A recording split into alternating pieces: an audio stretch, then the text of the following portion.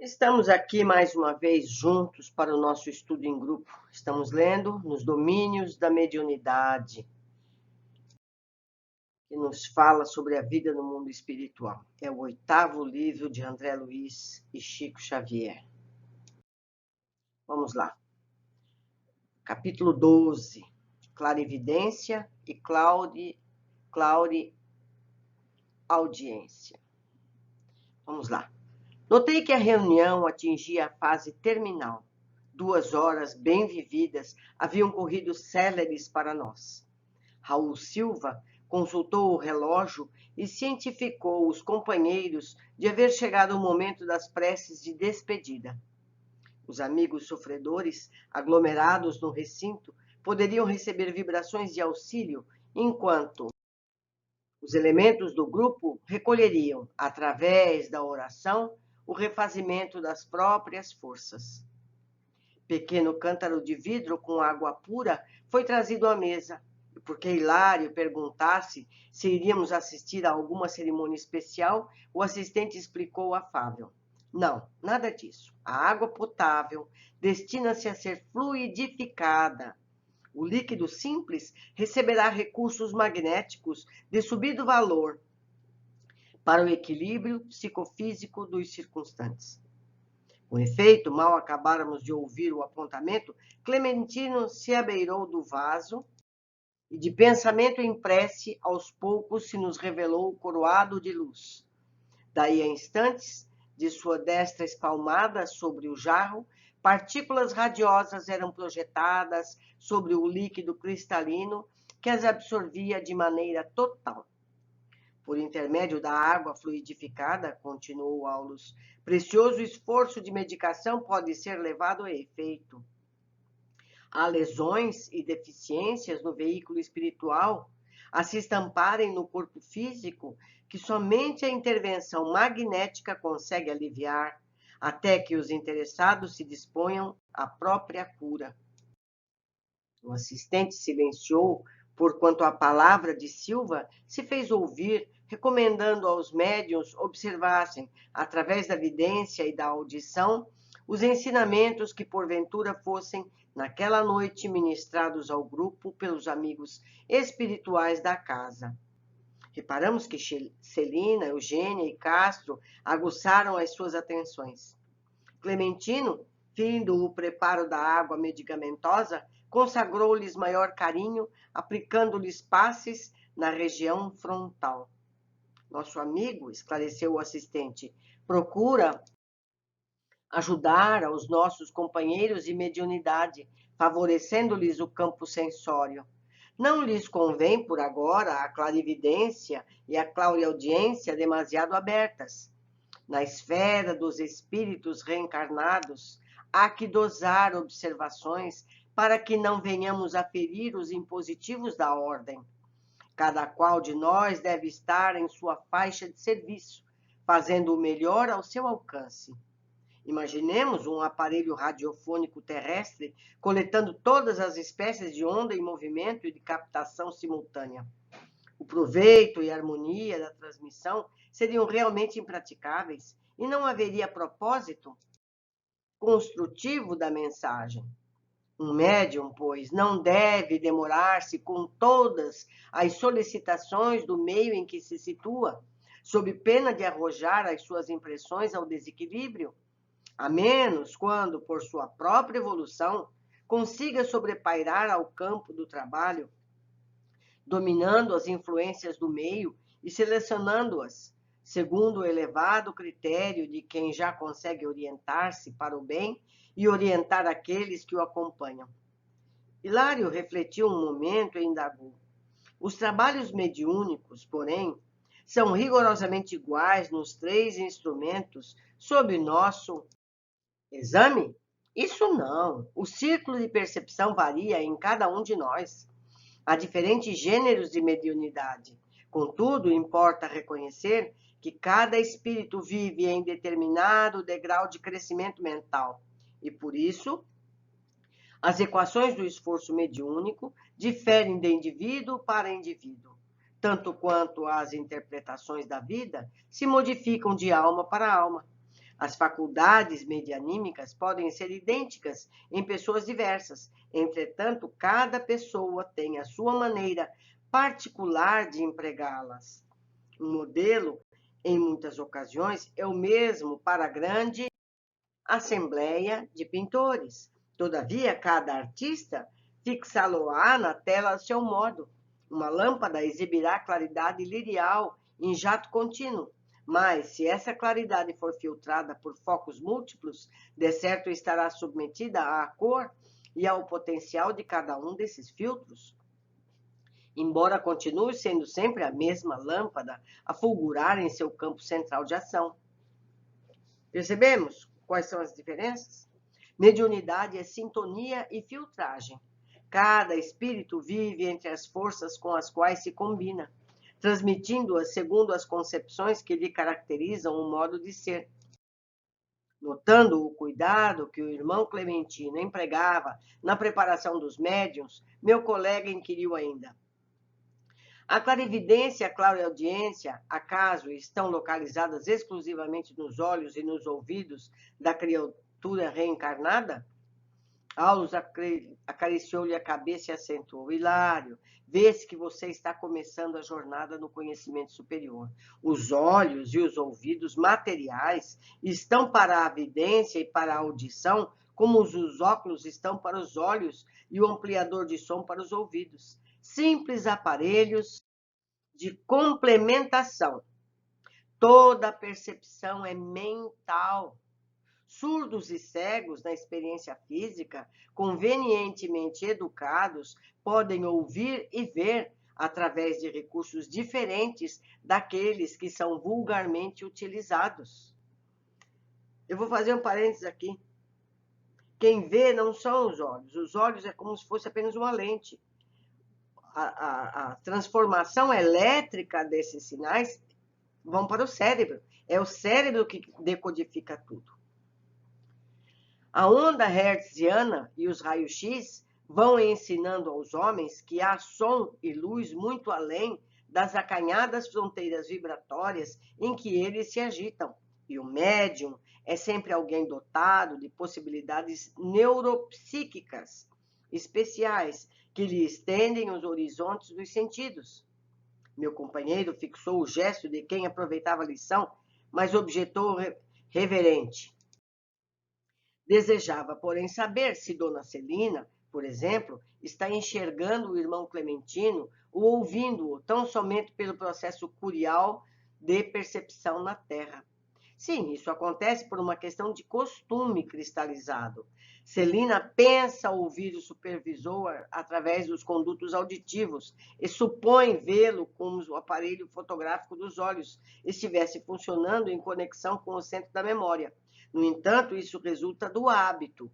Ainda mesmo no campo das impressões comuns, embora a criatura empregue os ouvidos e os olhos, ela vê e ouve com o cérebro. E apesar de o cérebro usar as células do córtex para selecionar os sons e imprimir as imagens que vê e ouve, na realidade é a mente. Todos os sentidos na esfera fisiológica pertencem à alma, que os fixa no corpo carnal, de conformidade com os princípios estabelecidos para a evolução dos espíritos reencarnados na Terra. Sorrindo, ajuntou: vocês possuem uma prova disso.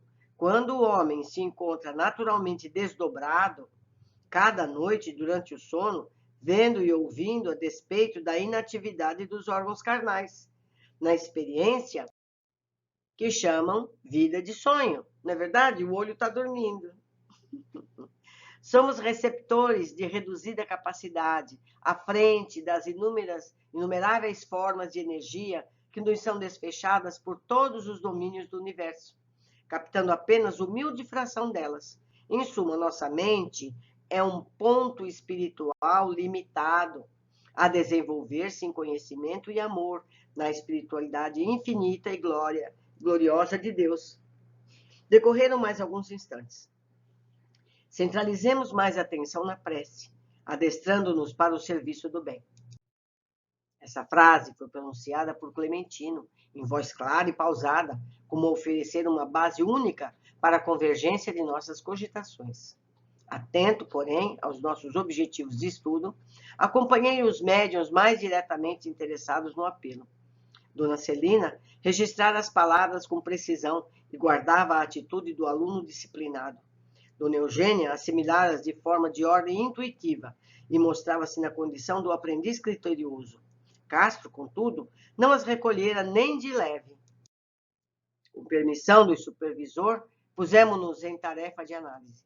Observei que, sutilmente ligados à faixa fluídica de Clementino, os 3 médiuns, cada qual ao seu modo, lhe acusavam a presença.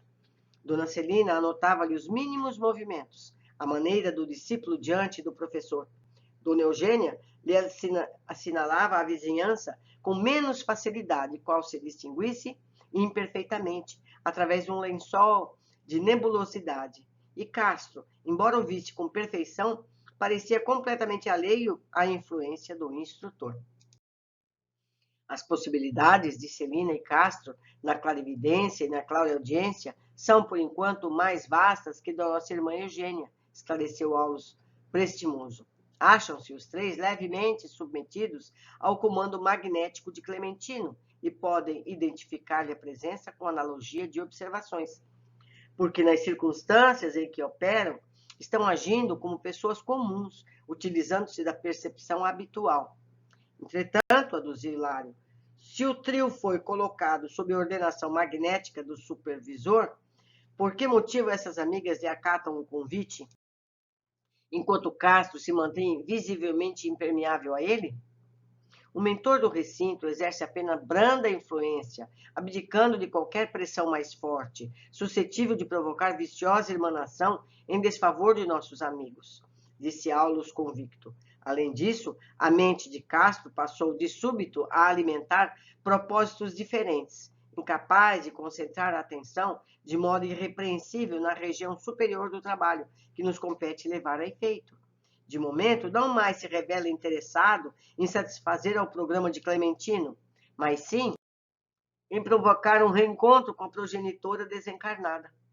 Enxerga o orientador do conjunto como quem é constrangido a ver alguém de passagem, todavia sem qualquer preocupação de escutá-lo ou servi-lo, confinado como se encontra as emoções do jardim doméstico.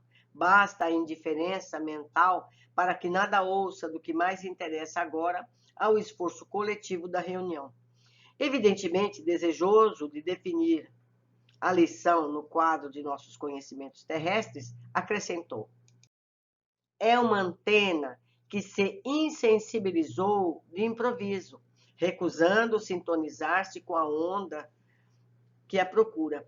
Nesse instante, vimos que um companheiro simpático de nosso plano avançou do círculo de espectadores, abeirando-se de Dona Celina e chamando-a discreto. A nobre criatura ouviu-lhe a voz, mas não se voltou para trás. Entretanto, respondeu-lhe em pensamento, numa frase que se fez perfeitamente audível para nós: encontrar-nos-emos mais tarde. Aulus informou presto. É o esposo desencarnado de nossa irmã que a visita com afetuosa solicitação.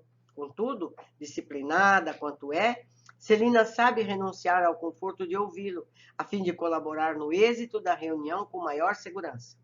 Logo após, vimos Castro desdobrar-se de novo, auxiliado agora simplesmente pelo forte desejo de ausentar-se do círculo, e revestido das emanações que lhe desfiguravam o perispírito, caminhou, hesitante, ao encontro de uma entidade amiga que o aguardava a pequena distância.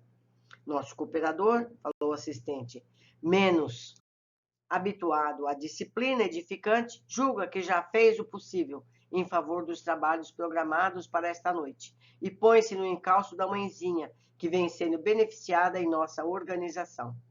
Não nos foi, porém, possível alongar anotações. Clementino, à cabeceira da assembleia, estendeu os braços e colocou-se em prece. Cintilações de safirino esplendor revestiam-lhe agora o busto, dando-nos a impressão de que o abnegado benfeitor se convertera num anjo sem asas. Em momentos ligeiros, verdadeiro jorro solar desceu do alto, coroando-lhe a fronte, e de suas mãos passou a irradiar-se prodigiosa fonte de luz, que nos alcançava a todos, encarnados e desencarnados, prodigalizando-nos a sensação de indescritível bem-estar. Nada consegui dizer, não obstante, as perquisições que me esfuziavam o pensamento. O êxtase do mentor impelia-nos a imperiosa mudez. Aqueles minutos de vibrações sem palavras representavam um precioso manancial de energias restauradoras para quantos lhe abrissem as portas do espírito. É o que eu conseguia depreender pelo revigoramento das minhas próprias forças. Terminada que foi a operação, inesquecível, Raul solicitou ainda alguns instantes de tranquilidade e expectativa. Competia ao grupo aguardar a manifestação de alguns dos orientadores da casa, à guisa de instrução geral no encerramento. Dona Celina rogou licença para notificar que vira surgir no recinto um ribeiro cristalino, em cuja corrente muitos enfermos se banhavam. E Dona Eugênia seguiu-a, explicando que chegara a contemplar um edifício repleto de crianças, entoando hinos de louvor a Deus. Registramos semelhantes comunicados com surpresa. Nada víramos ali que pudesse recordar sequer de longe um córrego de águas curativas ou algum pavilhão de serviço à infância. A sala era demasiado estreita para comportar tais cenários. Fitando-me entregado, Hilário parecia perguntar se as duas médiuns não estariam sob influxo de alguma perturbação momentânea. Assinalando-lhes a estranheza, o assistente considerou prestimoso.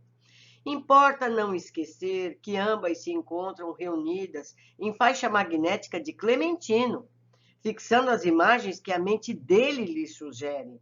Viram-lhe os pensamentos relacionados com a obra em amparo aos doentes e com a formação de uma escola que a instituição pretende, em breve, mobilizar no socorro ao próximo. Ideias elaboradas com atenção geram formas, tocadas de movimento, som, cor, perfeitamente perceptíveis por todos aqueles que se encontrem sintonizados na onda em que se expressam. Não podemos olvidar que há fenômenos de clarividência e clareaudiência que partem da observação ativa dos instrumentos mediúnicos, identificando a existência de pessoas, paisagens e coisas exteriores a eles próprios, qual acontece na percepção terrestre vulgar. E existem aqueles que descobrem na sugestão que lhes é trazida pelo pensamento criador dos amigos desencarnados ou encarnados. Estímulos esses que a mente de cada médium traduz, segundo as possibilidades que se dispõe, favorecendo por isso mesmo as mais díspares interpretações. Ah, exclamou Hilário entusiasmado, temos aí a técnica dos obsessores, quando improvisam para as suas vítimas variadas impressões alucinatórias.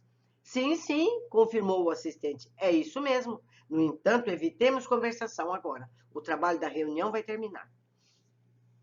Esse capítulo é precioso para todos aqueles que podem ir além da letra. Aqui há informações muito preciosas que devem ser discutidas. Infelizmente, estamos à distância. Seria uma ótima conversação presencial esse conteúdo. Mas vamos às observações que eu pude fazer. Vamos lá. Primeiro, o orientador fala sobre as competências mediúnicas dos encarnados. Na esfera dos espíritos reencarnados, há que dosar observações, para que não venhamos a ferir os impositivos da ordem. Cada qual de nós deve estar em sua faixa de serviço, fazendo o melhor a seu alcance. Todos somos médiuns, mas cada um de nós tem os seus níveis próprios de competências mediúnicas, segundo as tarefas que esteja destinado a desempenhar. O importante é que sejamos úteis, eficientes em cada atribuição que tivermos. Hilário pergunta: de clarividência e clareaudiência ocorrem por olhos e ouvidos, e o orientador explica. Toda percepção é mental. Surdos e cegos na experiência física, convenientemente educados, podem ouvir e ver através de recursos diferentes daqueles que são vulgarmente utilizados. O médium é sempre alguém dotado de possibilidades neuropsíquicas especiais que lhe estendem o horizonte dos sentidos. Nossos equipamentos físicos nos servem no mundo físico, certo? Nós conhecemos uma garota, há 40 e tantos anos atrás, que era cega. No entanto, ela era uma ótima musicista. Ela captava trechos que outras pessoas não tinham. Aconteceu uma vez, durante o curso dela, que os amigos maldosos trocaram a partitura de braille dela. Ela tinha uma partitura em braille. Eles achavam que quando chegasse naquele ponto ela ia calar, porque ela não podia ler. Ela continuou, foi além, foi embora, foi além até dos companheiros, porque ela tinha tudo aquilo já dentro dela. Ela era capaz de ouvir e ver o que os outros não ouviam nem viam. Isso ela nos relatou. Mas vamos seguir. O foco de interesse do médium determina maior ou menor competência nas áreas mediúnicas. Vemos o exemplo de Castro. De momento, não mais se revela interessado em satisfazer o programa de Clementino, mas sim em provocar um reencontro com a progenitora desencarnada. É uma antena que se insensibilizou de improviso, recusando sintonizar-se com a onda que a procura. Nós somos como equipamentos de rádio. A gente escuta aquilo que sintoniza. Ele deixou de se interessar pela reunião, foi cuidar dos interesses pessoais. É o que a maioria de nós faz, não é mesmo? Primeiro eu, depois eu e sempre eu. Mas a gente aprende. Continuando. Vemos mais uma vez as irradiações mentais atuando. Vira surgir no recinto um ribeiro cristalino, em cuja corrente muitos enfermos se banhavam, e Dona Eugênia seguiu-a, explicando que chegara a contemplar um edifício repleto de crianças, entoando hinos de louvor a Deus. André e Hilário afirmaram que nada disso estava ali, e o orientador explicou: importa não esquecer que ambas se encontram reunidas na faixa magnética de Clementino, fixando as imagens que a mente dele lhe sugere. Viram-lhe os pensamentos relacionados com a obra de amparo aos doentes e com a formação de uma escola, que a instituição pretende, em breve, mobilizar no socorro ao próximo. Ideias elaboradas com atenção geram formas tocadas de movimento, som e cor perfeitamente perceptíveis por nós, por todos aqueles que se encontram sintonizados na onda em que se expressam. Temos aí a técnica dos obsessores, quando improvisam para suas vítimas variadas impressões alucinatórias. As pessoas veem e interpretam, nem sempre é como percebem. E, olha, só esse parágrafo daria para a gente conversar 1 hora aqui, porque são várias as possibilidades. Eu lembro aqui a piadinha, a historinha do elefante. Levaram um grupo de cegos para ver um elefante. Um tocou na perna e disse: olha, ele parece um poste. Um tocou na orelha e disse: não, parece a folha de palmeira. O outro pegou no rabinho e disse: não, parece uma corda. Todos estavam certos. Cada um pelo seu prisma. Cada um pela sua percepção. Então é a mesma coisa. Então, quando um grupo de médiuns vê determinadas coisas, diz: não, ele está errado, não é isso que está aqui, o que está aqui é tal coisa. Isso depende. Todos estão certos, cada um vê por um foco, por um prisma, por uma lente, não é verdade? E assim como as médiums estavam vendo através do pensamento do mentor, é isso que se referiu antes, quando falou da clareaudiência e clarividência. Nós todos podemos ver dessa forma, certo? Através da mente, não através do equipamento físico. Mas isso ainda leva tempo para que a gente seja capaz. Um dia chegaremos lá. Um abraço a todos, deixo aqui o meu e-mail, a forma de me encontrarem, para que vocês troquem comigo essas impressões. Assim todos aproveitamos melhor. Um abraço, até nosso próximo capítulo.